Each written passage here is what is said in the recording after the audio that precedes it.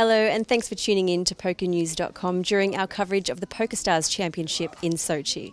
I had the opportunity to chat with Chris Moneymaker about one of his larger calls during day 3 of the main event. Well, pretty much the entire day I was card dead. So I was down to 20 to 25 big blinds. I think it was 25 big blinds.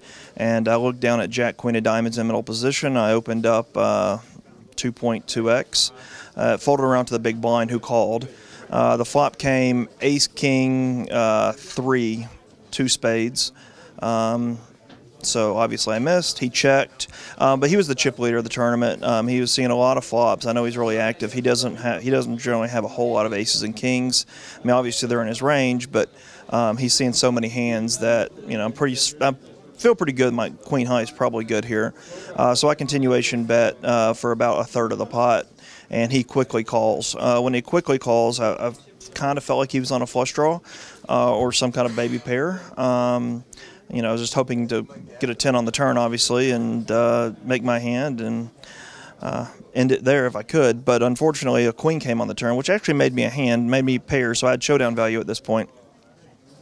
So he checked again, and I checked behind.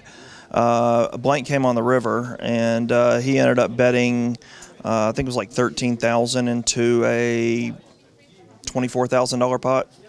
Which was a significant portion of my chips. I mean, when I'm starting the hand with, 20 bigs or 25 bigs, that's a really big call for me.